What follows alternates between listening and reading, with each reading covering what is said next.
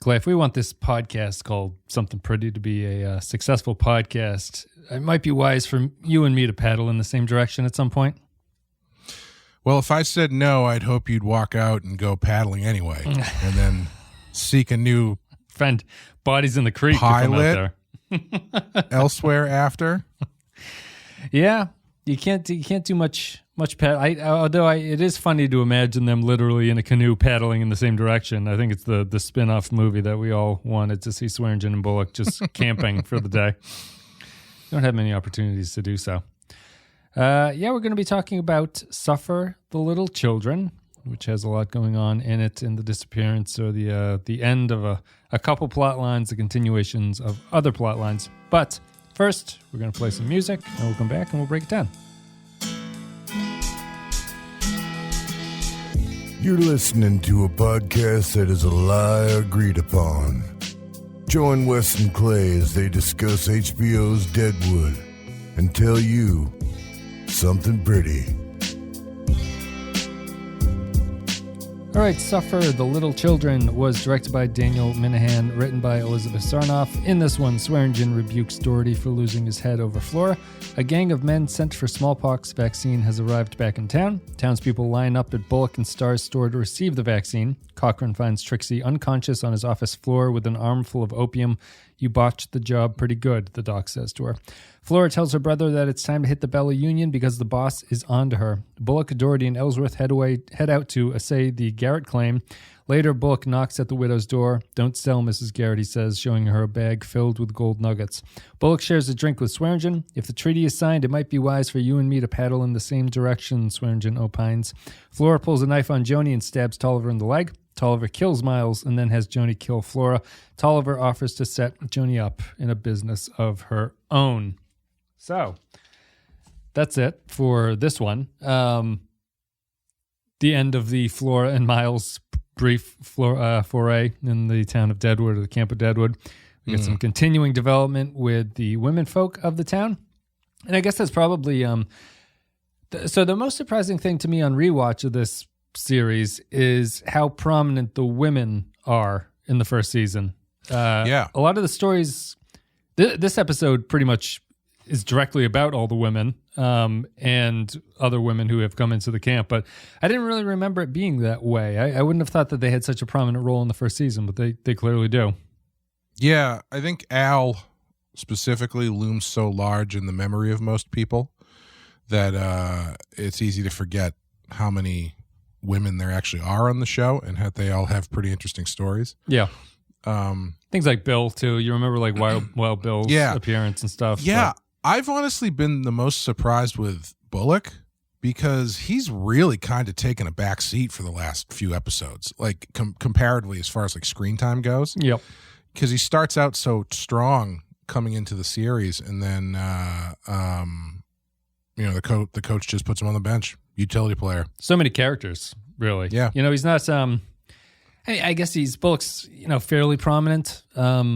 Is driving some things like Bullock represent. I guess Bullock's story kind of comes to somewhere in this episode, just from the fact that Alma's gold claim has now been settled, and there's a kind of like Swearengen and Bullock are trying to figure out where they stand with each other at this point and what the best way forward is to it. Swearengen is starting to think about he's going to need Bullock, or at least like if because they're coming closer to becoming annexed by the U.S. at this point, because they get the good news in this episode that the Lakota Sioux are agreeing to leave the area and go to the reservations that have been set up. Yeah, there was, for most of the episodes, I haven't had a hard time following the dialogue. This was one where at certain points I thought they were talking in code, because I like could not track what the hell they were talking about. About the Indians leaving, or what the couple good news things. was. Yeah. Like they kept using the term "the heathens have been called back to the agency." Yeah, and I didn't know. I mean, I was like, okay, the heathens are the Indians, but the agency sounds like a Pinkerton thing, and I just couldn't figure out what the hell they were talking about. And also with the gold stuff too. Like towards the end, I went back and I listened to one of Al's later speeches about what was going on with the gold claim, like 3 times, and I was like, I don't understand what's going on here. Oh, okay. I don't remember that scene. But yes, the natives have agreed with the U.S. government to leave the area, so they're going to go to the reservations and make the area safe for annexation and things like that. So it's one step closer to the U.S. coming in and taking over Deadwood. The gold scene was, I think, when Al was talking to EB about something. I think so. When he was talking about what they were going to do regarding the claim and why they weren't going to kill anybody and they were just kind of back off. Oh, I wasn't totally tracking what the rationale for any of that was. Gotcha. Because it was very densely written as far as the verbiage. That's the early scene. Is that the early scene or the later one that they share with each other? I think so. I think it's before he and Bullock have their scene together. Yeah, so it's fairly early. It's just Al, if I'm remembering correctly, it's Al talking to EB about, because EB wants to murder everybody and take the claim for himself. Which I thought that stuff was hilarious, with EB posturing himself as a hard ass is pretty funny. The dam has broken, young man. And only ourselves can fuck up. For we are about to be swimming in money. And how could we fuck up? By engaging in open fucking bloodletting. And right here at hand, in our very hour of need, is the priggish fucking douchebag Bullock, who only wants to sell pots and pans, fan his pretty face, and hold his nose from the stench of our fucking sordid carryings on over here all the time, thinking he can protect the meek and innocent. The perfect fucking front man. And you want to kill him? Much as we might want the widow's claim, it's a luxury now to forego. E.B. Find yourself somewhere to lie down until the feeling passes. Dan and Swearengen are listening with sort of like raised eyebrows to it, but Swearengen is now, so that kind of ties into the Indian thing. So Swearengen has to slow down because with the news of the Indians and everything like that, it means that the U.S. is coming sooner than later, and they need to kind of calm down what's going on out there. They can't be in a position where they're just murdering everybody because they need to sort of keep up appearances before, as they say, the gold is going to start flowing freely, and all the claim. Basically, when the U.S. gets there, all of their businesses and claims are going to be legalized, and that's when they can officially become wealthy people at that point. So, yeah, I wasn't tracking some of the motivation regarding the gold stuff. Like, I wasn't totally sure why Al was so fine with Bullock going out there and finding the gold. Yep. Like when he was telling Dan how to look around, I thought he was trying to tell him how to direct him in like away from it or something. Yep. But it seemed like he was directing him towards it once they were out there. I don't know. It was a little confusing to me. Yeah, he's trying to not to just explain it all, but it ties into like the previous episode where Bullock is being threatening about like either outcome that he doesn't like is going to be trouble for Swearengen.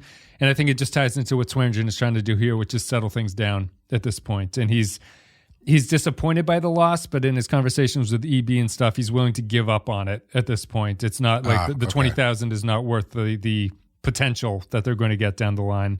And I guess it looks better for Al to send him out there and have Bullock come back with stuff. Yes, yeah. So it'll, and that's the whole paddle in the same direction thing. He's really just trying to work with Bullock at this point, and Bullock kind of annoys him at the end of that scene, but just by saying that, like he reveals that EB didn't go to the whole 20,000 in his negotiation, so that annoys Al. But that's just kind of a little bit of a kick in the pants after they've mostly shaken hands at that point.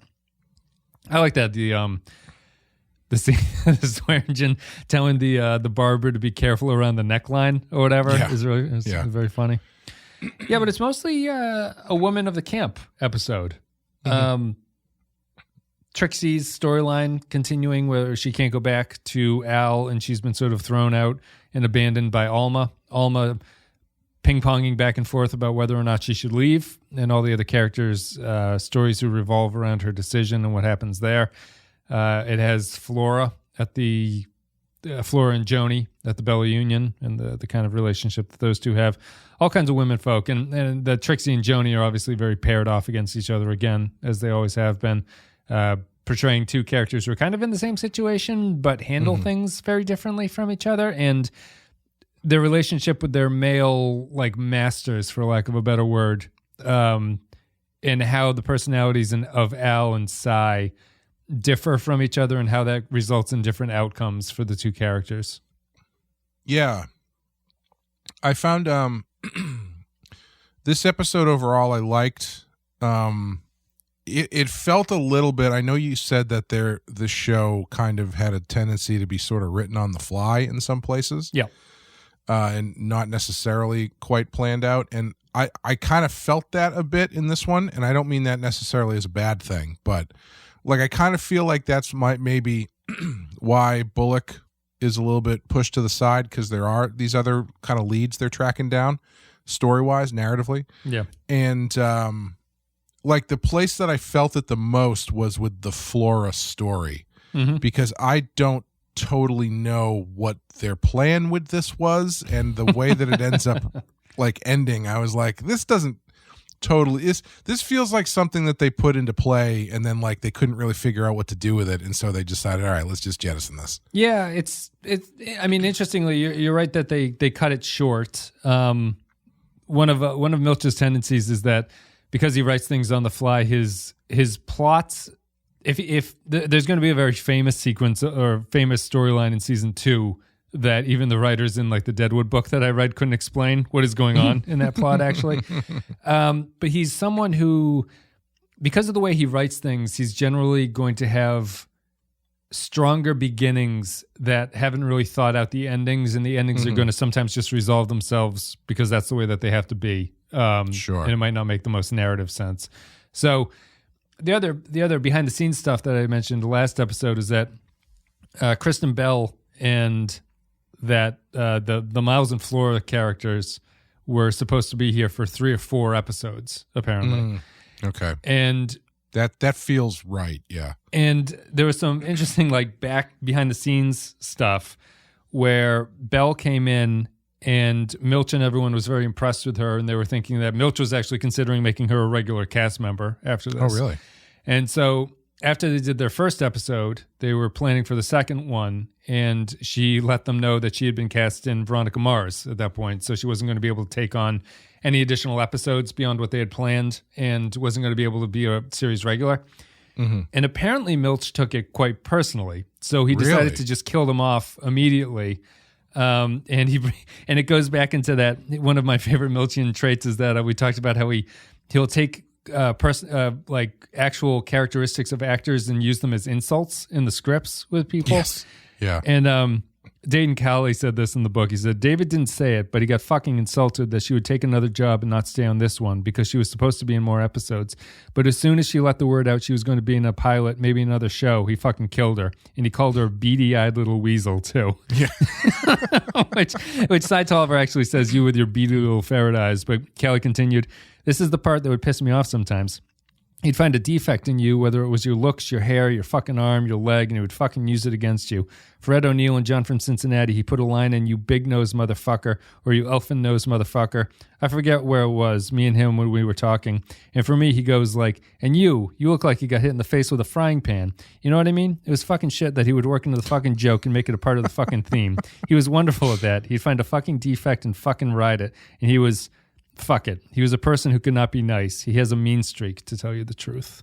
Yeah. So they killed her off, and then they made the brutal murder part of it, too, to get it over with. Yeah, it definitely feels like that, because I'm not totally sure, like, what their... It feels very abruptly written. I don't know what their ultimate plan was. Yeah, just to run in and rob some jewelry. In broad daylight. Yeah, just like of all the things to do, the way that she chose to do it wasn't particularly smart. No, and like I even they have that moment where she's outside and she's looking up at the place. I assume looking at an escape route. Yes, but even there, it's like, I mean, they didn't have much of a. there's the moment where the brother, or Miles, I don't know what the relationship actually is, where he's like, we do have a plan, right? And they just sort of cut away. Yeah. And the answer seems to be no, they don't. Well, he does bring up the one point that kind of smooths it over, which is that like you're doing this quick because you want to kill somebody. That's true. Yes. Let's do it. Now, and get the fuck out of here. Flora, if we do it slow and right, we're 50 miles gone before anyone knows we blew. My boss is on to me. Savvy operator from Chicago, and you can tell he's on to you. Savvy enough that he didn't crack, and I still could fucking tell.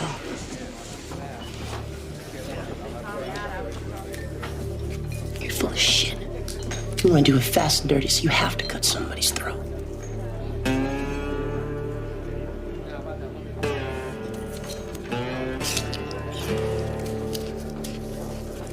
This joint you want to take, Where I work. where your boss is on to you. I can move the dike. Held me in her arms all night like I was a little fucking kid.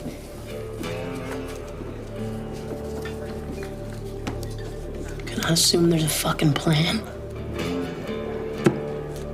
The brother at least seems to be acknowledging that like things are going a little bit too fast and this isn't a really well thought out plan, but it does nonetheless, it is a robbery in the middle of the day when you have no clear out and people can just come into the room with you and all you have is a knife in a town full of gun carrying cowboys. It doesn't seem like you're going to get very far. And like she goes up to the room, starts stealing stuff, and then Joni comes up and Joni actually lets her, well, quote unquote, lets her leave.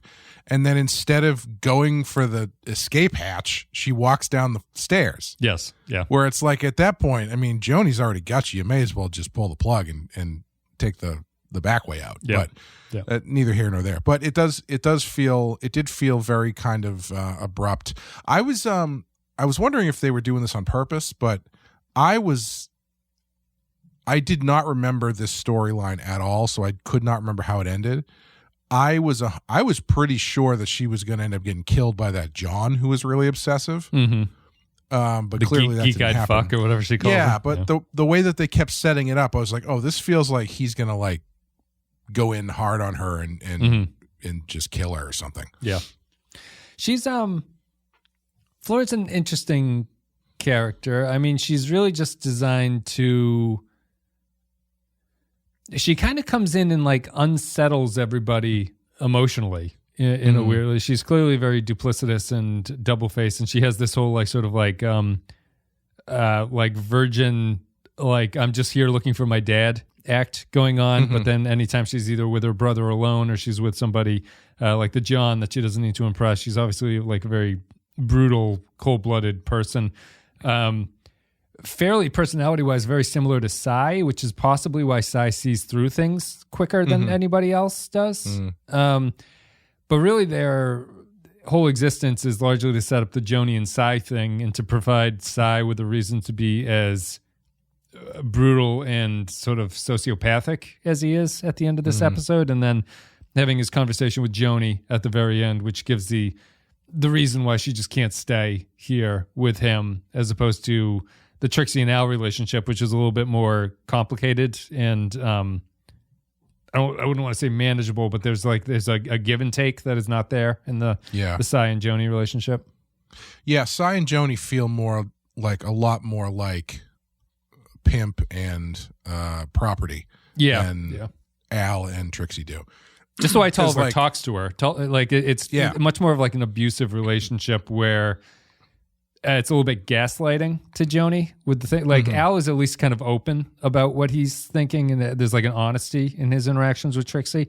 Cy is always bouncing back and forth between like he has all these things about like, Joni, you're the warmth of my heart, or whatever, Joni Stubbs, or whatever what he says to her. And Al is a little bit more emotionally honest about things than Cy tends to be. Don't think I enjoyed that bullshit, Joni.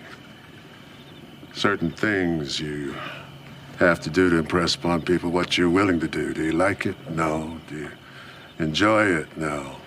Do you have to look like you do? Yes. I got Eddie in there. Gotta let him know. Capper's downstairs, gonna hear about it. When people come to rob you, Joni, you gotta get rough. It looks like an act. It's not gonna work. And then I grab your hand. And I think, my God, this poor fucking girl. But I did what I had to do in that room. And now I'm out here. I'm telling you, your happiness is important to me. And whatever the fuck I gotta do, if you're too much in my shadow, if I make things too tough on you, then we're gonna stop it. We're gonna do something else. Sigh. You bring the warmth into my life. I can't bear to see you unhappy like this. Yeah, I mean, Cy does in a very extreme manner, does that classic thing where he treats her like absolute garbage and then swings back 180 degrees the other way, giving you like emotional whiplash after forcing her to kill this girl. Yes, yeah. And stopping her from killing herself, too.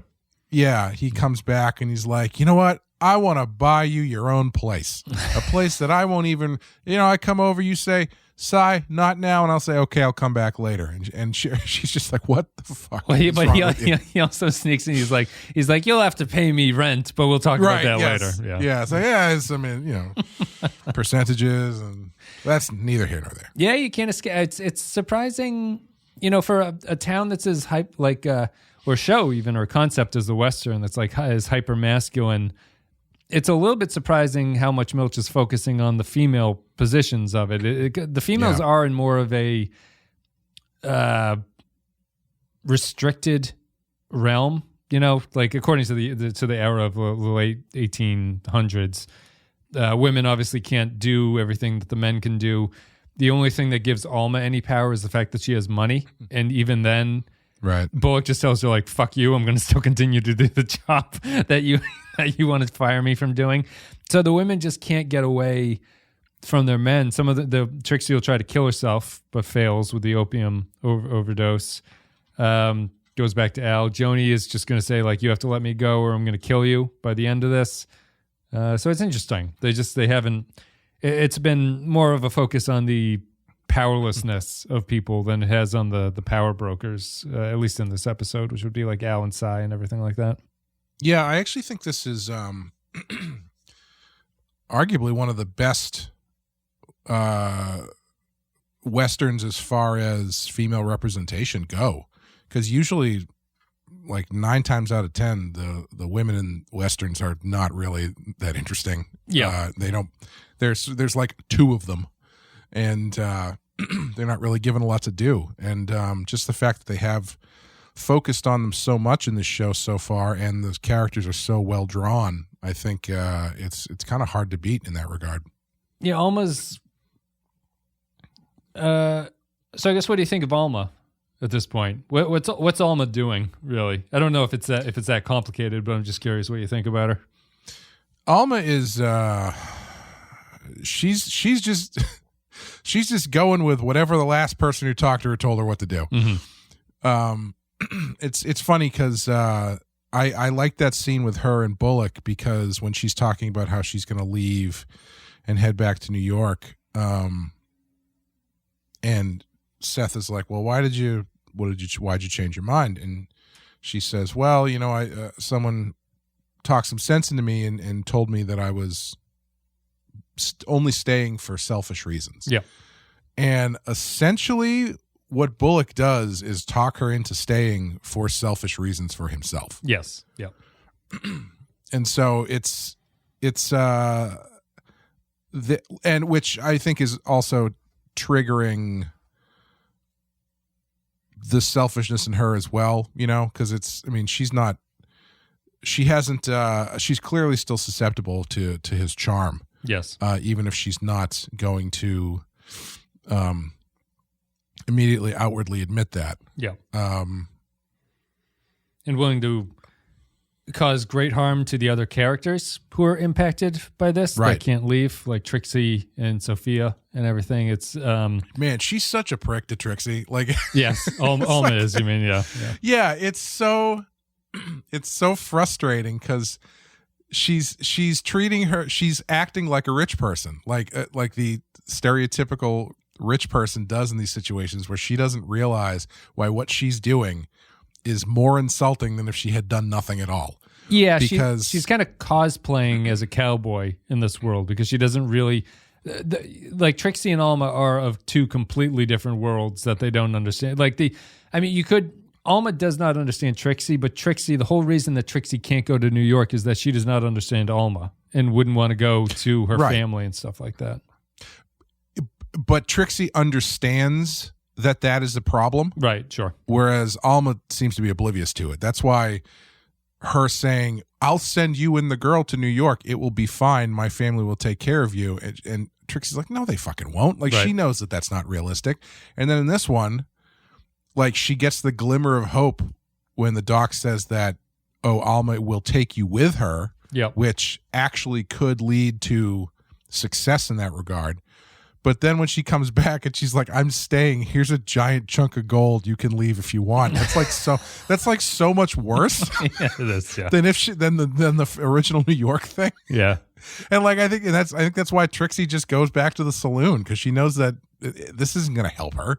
Right. No, she's stuck there. So at least she's armed with a little bit of gold that she can placate Al with at the end of it. But like they button that scene by having Sophia say her name for the first time to Trixie as opposed to Alma, just to show the kind of like the disconnect there. You know, because it also thematically ties in. There's an extended sequence where Alma is trying to explain to Sophia what she's going to do with Mr. Bullock to like go downstairs to the restaurant. Yeah. My favorite one is we're going to go downstairs to Mr. Farnum's absurd restaurant. Yes. But she has an extended sequence of she's trying to communicate with Sophia and just cannot like get across. There's just no connection there in the way that Trixie and Sophia. Alma doesn't carry Sophia the way that Trixie does when she's out in town and stuff like that. Yeah. There's not. That bond is not as strong, and it's all revealed in the Sophia revealing her name. She also has that weird line in the middle of that sort of stuttering explanation where she says something like, I can't, what we would be doing, I can't bring him in here to do, at least not as long as you're in the room or something. Yeah, and I was like, what? Is that supposed to be like a sexual innuendo or something? Or I think she just doesn't, I think she doesn't want her to hear adult conversations. I think it's really just like that stilted of a thing. Like the kids shouldn't be around. Yeah. Yeah. Cause I kept thinking, I was like, why the fuck why can't he just go into the room? Yeah. Like, I think it's considered improper for Alma's stature to have a man in there with no one else. Yeah. That's fair. Yeah. Yeah. I mean, I think it's definitely a double entendre. Carrying huge gold nuggets up to her room. Is swinging nuggets. Just dropping them on the table. Rolling them around. The double entendre is intentional, I think, but that's in the universe explanation of what Alma's doing. That's what it is.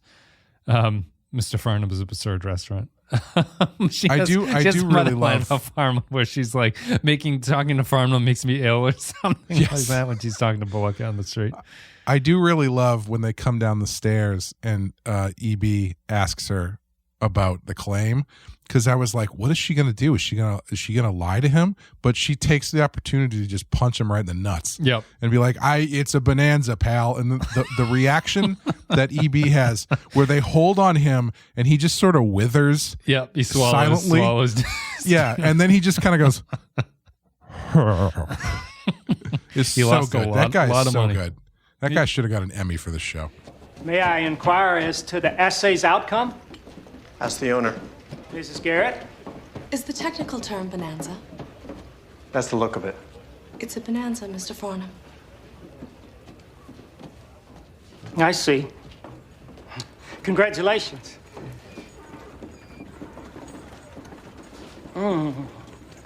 Dane Colley has a funny scene where he faints after getting the vaccine, which is very funny. And Jane yells at him. Yeah, I like William Sanderson as Farnum. I think he's just he goes all over the place with what's required of him. Just it's a lot of like emotional.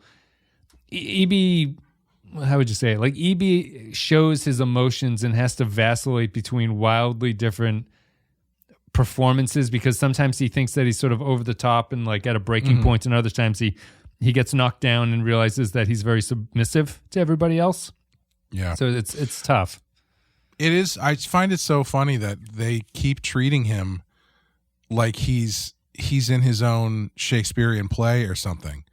And to the point where the other characters are kind of looking at him going like, what the fuck is this guy? Because the scene with him and Dan and Al, where he's talking about killing them, Al's like, Dan, give him your knife. And he all of a sudden, he just like kind of squirrels away and he goes, no, what'll happen is I'll happily bring Dan over there and show him where the room is. Yeah. And then Dan can sneak up the side and go in and do the dastardly deed. And Al's just looking at him like, what the fuck are you talking about? He goes on, he's like, You and Bullock sleeps on the second floor of their hardware store. I'll supply the ladder and you can like climb Right. up. Like he goes on talking like he's Iago in Merchant of, what is it, Othello. Yeah.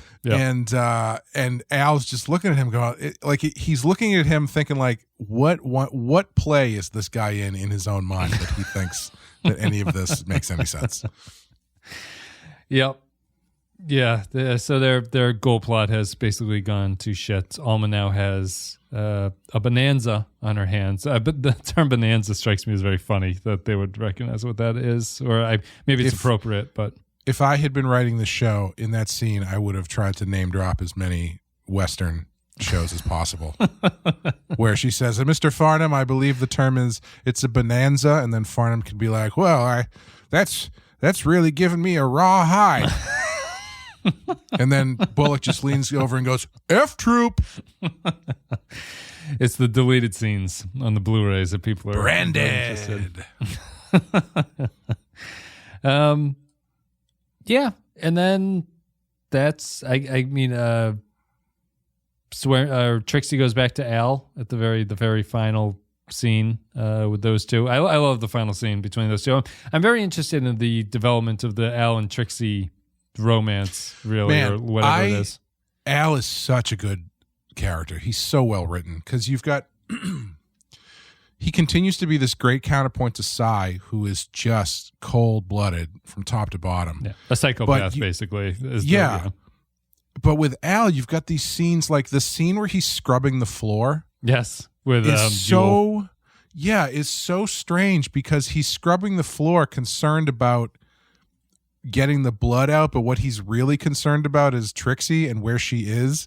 And like the fact that he hurt her when he grabbed her crotch, which has the great line where he says, "Points made with the snatch grabbing." Okay, but it's like he is so fascinating because he is such a snake, but they keep giving him these moments of like relatability, humanization, and compassion, where it's like there's no why would you ever expect to see this guy on the floor scrubbing blood out of his own his own place? Yeah, and then he's got even the scene with Flores Brothers. Is it Miles? Is that what Flores Brothers' name is? Yeah, Flora and Miles. Yeah, even that scene with Miles, where Miles asks him if he can leave to go look for his dad. The way that he tells it, the response is like, even if I said no, I would hope that you would go do it anyway. Right. Of course, he brings it back around the other side and says, and then obviously go look for a job somewhere else because you'd be fired. But like, if you don't come in Friday, don't bother coming in Monday. Woohoo! Four-day weekend.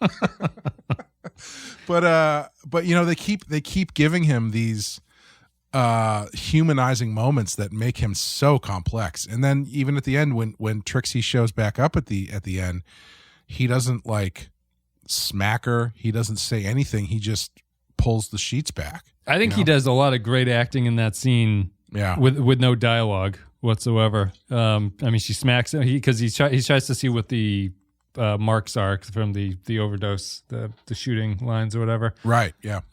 She slaps him. This is basically all his fault. He kind of accepts it, and then it ends with him. He pulls the covers down for her, and she gets into bed. I like the bloodstained scene too. Is this the first like extended Jewel sequence we've had? Right, the woman who cleans the gems for them. Mm-hmm. Mm-hmm. Do you know if I was actually going to just ask? Do you know if the actress is actually handicapped? She is. She has palsy. She is. Yeah. Yep. So it's not a act really. That's good. Yeah, she's acting. I mean, you know what I mean. Yeah, she's apparently was a comedian, like a stand-up comedian, which is interesting. Oh, really? Yeah, and Milch had known her. He saw her in a pharmacy line while the show was being produced, and he said, "Would you like to be in my show?" And this is the role that she got. But Al's relationship with her, he's very cruel to her in what he says to her, but he's also kind to her in a way that he's not to other people. Yeah. Yeah, that's what I mean. They keep, like, the fact that she works there at all, I think, is indicative of the kind of person that he is. Because even though he's being cruel to her on the surface, he's still employing someone who couldn't get a job anywhere else. Right, you know? and someone else could do a better job, probably.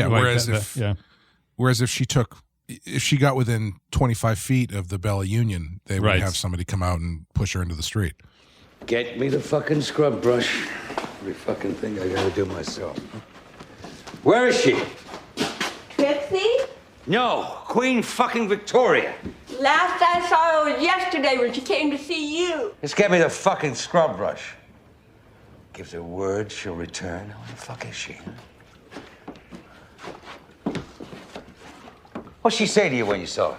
She said her pussy hurt where you grabbed it. That has a ring of fucking truth. She said you nearly killed her. She said to me she'd be right back. Fool's fucking errand anyway. I found out what I needed to know when I looked in that cocksucker Bullock's eyes while Doherty was spilling blood that you have failed to adequately clean up. You want me to do some more? No, shut the fuck up.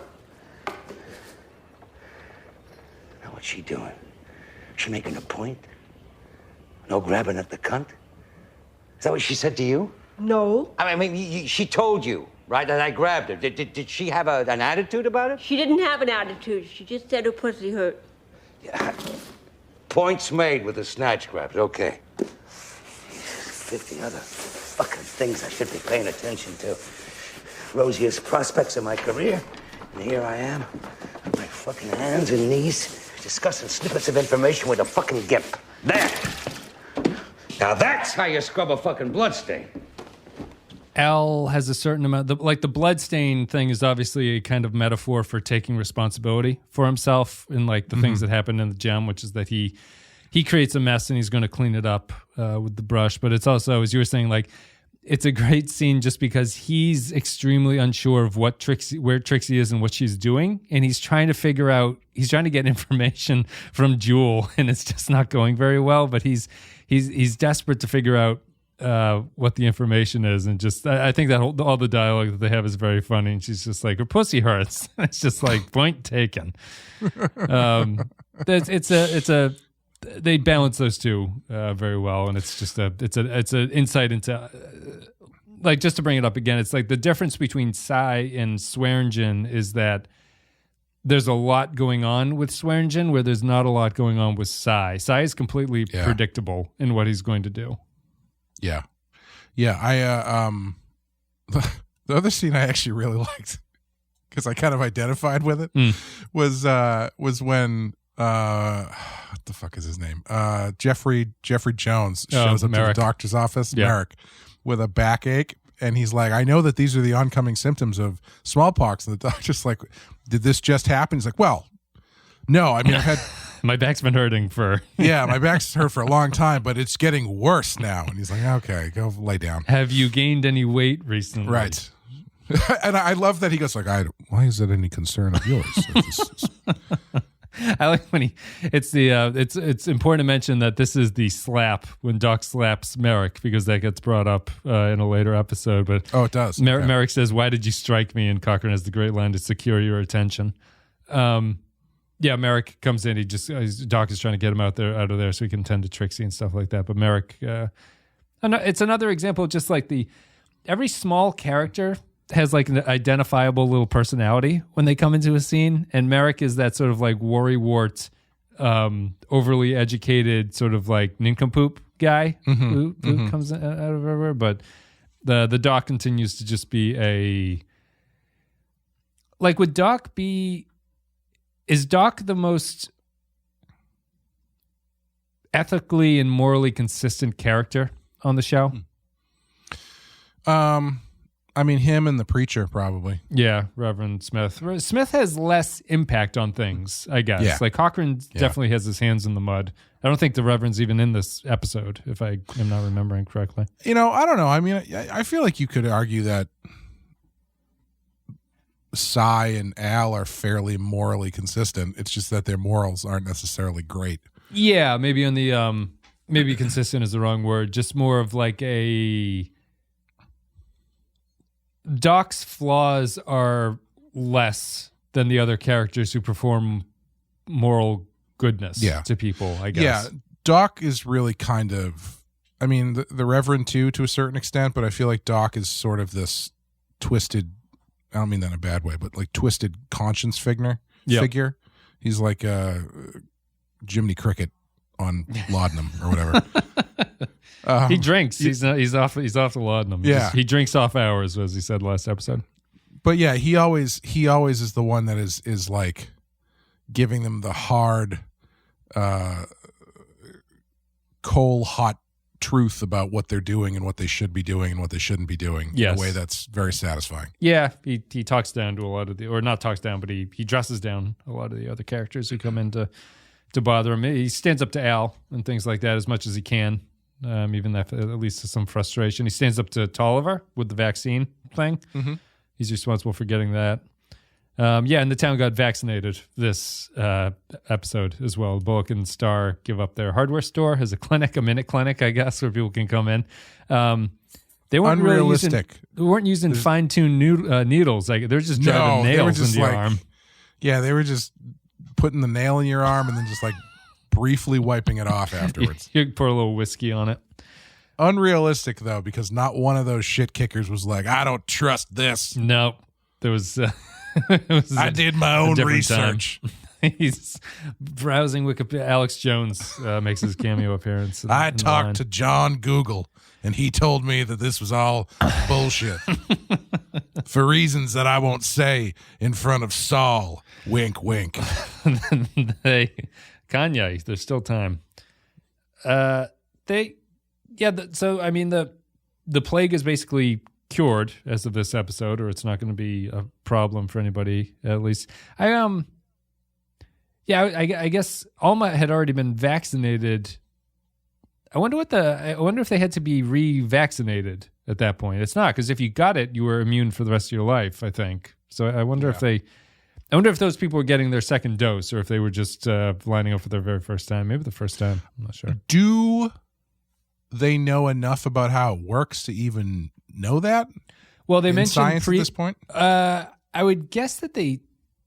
I wonder. They because they must have. It must have been common knowledge that the vaccine was dead smallpox, right? And they know that if you get smallpox, you can't get it again. They mentioned that in the previous episode. I don't know. I don't know what the general sense of like whether or not they knew anything about what was going on with the vaccine or not. There's the one guy who's like, I've gotten inoculated in every town I've stopped in just to say I've done it. He's just got bloody scabs all over his body. Just, you never know. You always want to get the customized dosage, or the customized brew, or whatever they call it. Omicron version of smallpox. And just thinking about any other scenes, I don't think there's too much else going on. The one thing I was wondering about is the scene where Flora goes and stays with Joni. Yeah. In the morning, Flora looks really pissed off. Yep. And I was trying to figure out, was she hoping that Joni would try to take advantage of her to like further the plot or something? Yeah. Okay. All right. So when Joni lies down with her, Flora does a very sexual unclothing, basically, and lays in bed. And Joni lays with her, but doesn't take it any further. And that's why they have that extended shot where the camera sits with them for a minute after they lay down. And Flora is clearly annoyed that things are not going the way that she wanted to. I imagine that the plan was that she was just trying to ingratiate herself with Joni to make her be able to take advantage of her to rob the place, whether or not Joni's in on it, but just to sort of pull the wool over her eyes to make things seem a little bit less suspicious, for lack of a better term, just to give Flora a way in to figuring out a way to rob the Bella Union, and it doesn't work out, so she gets angry. And do you think that's part of why she pulls the plug so quickly, is because there is some sort of recognition that this person is not a piece of shit? Like, do you think it's on Joni's? on Flora's part, like the fact that she's like, all right, we're taking this place today. That seems to be born of that evening not going the way she wanted it to. Yeah, I always interpret it just as her plan to. She knows that. I think she knows at that point that Tolliver's onto her, and she is not making any progress with the Joni angle. Yeah. So they decide to just rob the place. I mean, I guess the Bella Union makes a better target than the Gem still at that point, but they definitely push themselves a little bit too fast just because things aren't going the way that they wanted them to go. I still don't know what their plan was. No, just to rob some jewelry, I guess, and get out of there. That dress is not easy to get away in either if you're running through the mud. Also, when she brings her brother lunch, she cuts him off a piece of that apple that looks like she gives him just the skin. Yeah. I thought she was peeling the apple for him, but she gives it to him. No. I like the little touch of the guy who beats up Flora in the street is clearly getting off on beating her up. Having a good time punching that lady in the head. Yeah. Fractures her skull, according to Cy, although we don't know the vaccine status. We don't know his medical credentials either, I don't think. A pretty brutal scene. I guess we can just wrap it up talking about that scene. Miles and Flora are beaten to an inch of their life in the streets, and then Tolliver tells everybody who's sort of horrified looking at them that they tried to rob him and he's going to deal with it themselves. It's the starkest reminder yet that there is no law yet. There's really nothing anyone can do at this point. There's no system for determining what actual justice may or at least attempt to look like. And so Cy brings them into the Gem or the Bella Union. He tortures them a little bit. He executes Miles, and then he has Joni kill Flora. I tell you, sweetheart, your face come out of that in pretty good shape. If matters took a happy turn, you could still probably work. Come on in, honey. Over here on what the Dagos call my sinister side. Although your beady little rat eyes don't seem like they're taking in the view. Bust something up there, sweetheart. Does that fucking hurt you? You fucking understand me? See, that upsets Joni now. Oh, Si, do up the boy. My God, I can't stand to see the other. You want me to see to the boy, Joni? Because you know I'm clay in your hands. Si. What is it, Eddie? We could all be elsewhere? Nothing but true. Are you awake, Miles? Don't be fucking passing out, youngster. Next fucking breath you draw, the smell of fucking sulfur's liable to be strong in your nose. Where's your fucking nose, anyway? Fuck it, Miles. You're found fucking guilty of being a cunt. I'm hereby passing judgment. If you're letting this little bitch push you around and tell you what to do when you were supposed to be a man and showing her the fucking ropes. Hear me, Miles. Not for being the cunt you are now. Before, you could have been a man. Done your fucking part, you little piece of shit. Yeah, and Powers Booth gives a great performance in that. Yeah. The desperation of Eddie Sawyer and Joni, who just want all of this to end. You even get the sense that Joni kills Flora just so that the torture won't continue any longer. I don't know. It's Tolliver at his worst and Joni at her breaking point, and just kind of a final reminder of where things stand at this point in Deadwood. Yeah, and that final scene with Cy and Joni, where her response to everything is either kill me or let me go, is so... Like, I don't even know if Cy is fully aware that that's where her head is at. Right, yeah. You know, like the way that he reacts is he seems legitimately kind of surprised that she's in that depth of despair. I was wondering, I don't know if it's ever made like textual in it, but is Cy somewhat frustrated by the fact that he can't ever have Joni? Because I'm starting to wonder, like, how much of this is driven by a kind of like frustrated romance where she's a lesbian and he knows that even though she's like a brothel madam and stuff like that, like her sexual preferences would never really include him. Like, there's no way for him to ever have her in a way that would be satisfying for him. Like, even in terms of romance and stuff like that, not just like the sex angle, but it's like there's I'm starting to get the sense that he's just mostly frustrated that no matter what he gives her, it will never work, and therefore he's just not ever going to let her go because there's no better option than that, if that makes sense. Yeah. I wasn't totally sure. The way that that he was talking in that speech, I couldn't tell if he had slept with her and they had been lovers to some extent. Yep. Whether or not that was purely transactional, I don't know. But yeah, I'm sure that I think that's probably part of it. Yeah, he's Sai's clearly frustrated, I guess, at this point, and Joni is desperate to get away. But we'll see about what will happen from the proposed business that'll open up down the street.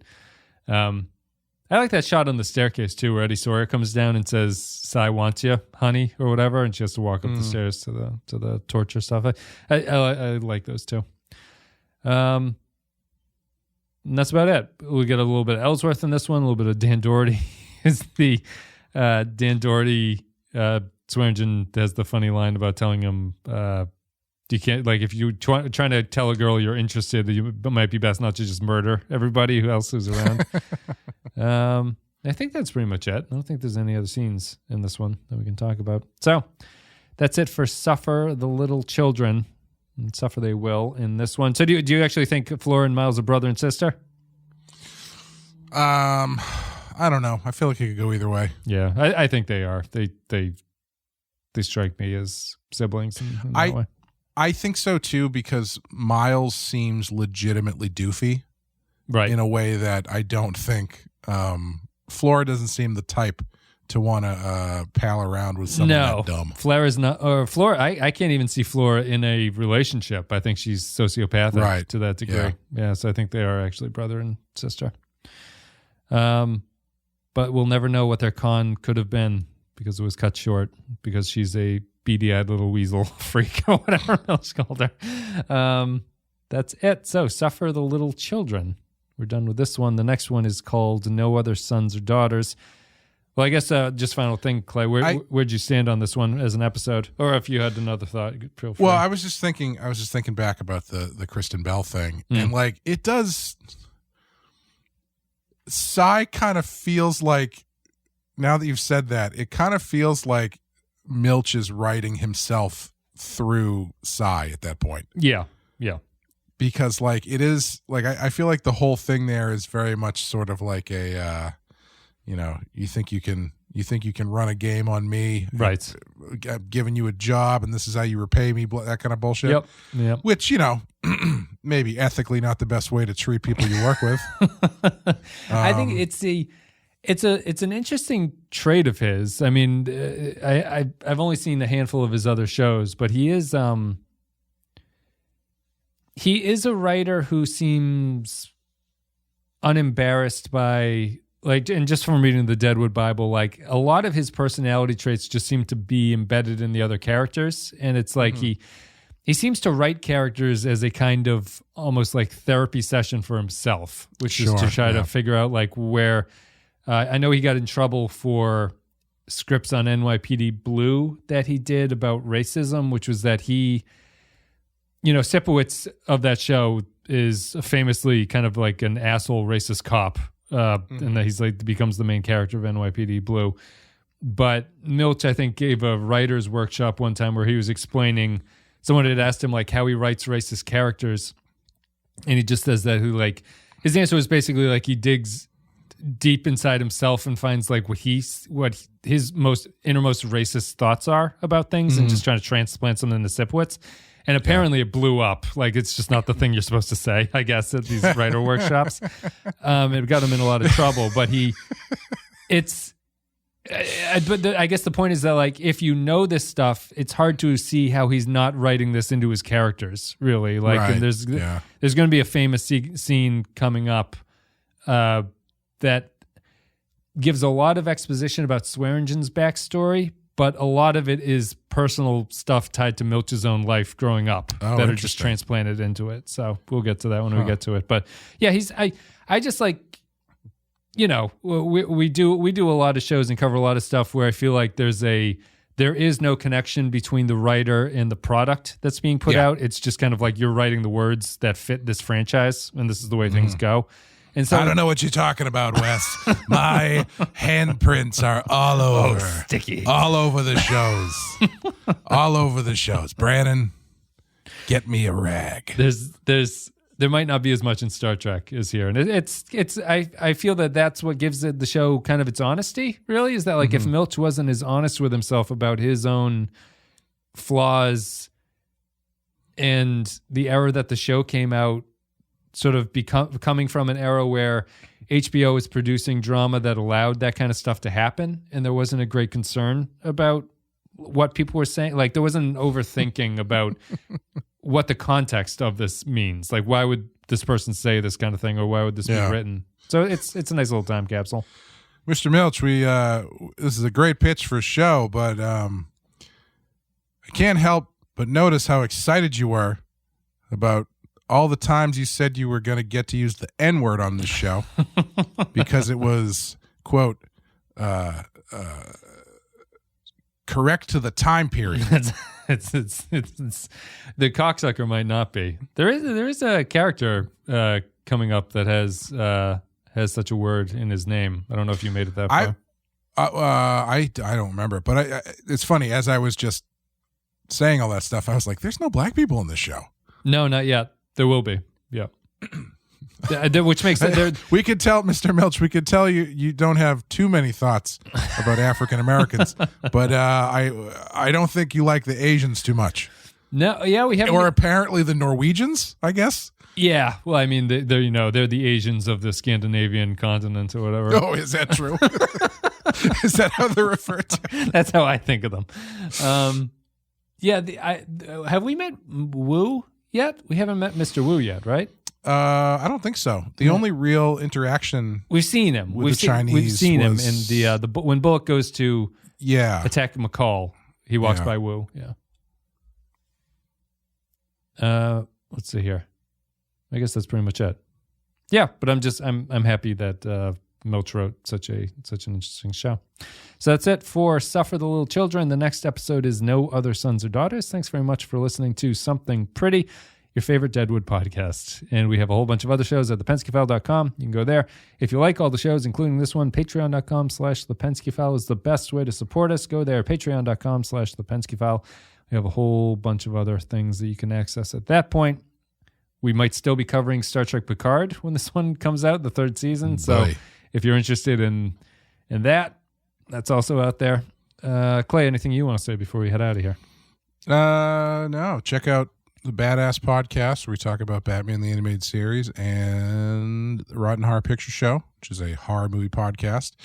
And on Patreon, we are currently going through some video nasties, which are movies that were on video and deemed to be nasty. I just watched a movie.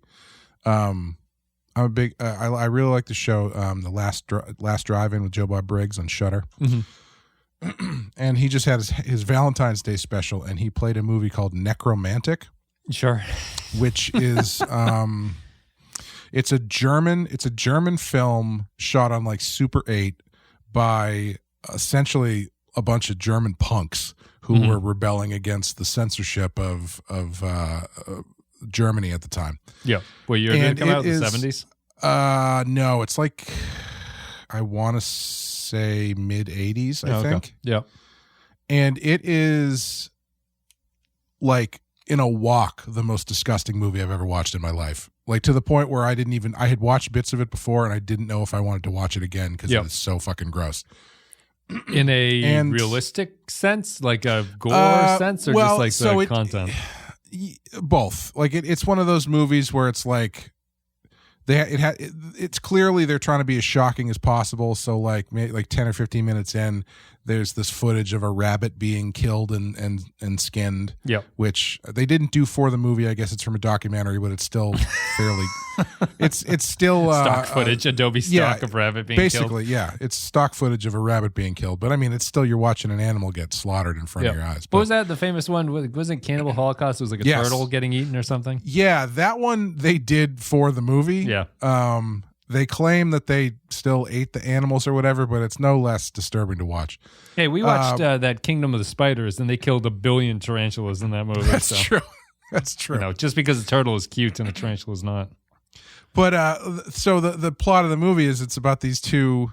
It's sort of like this really incredibly gross, dark romantic comedy about these two necrophiles. Yep. And one of them works as I don't know what the term for it is, but he's one of the people who cleans up after like accidents and where there's bodies and stuff. Yep.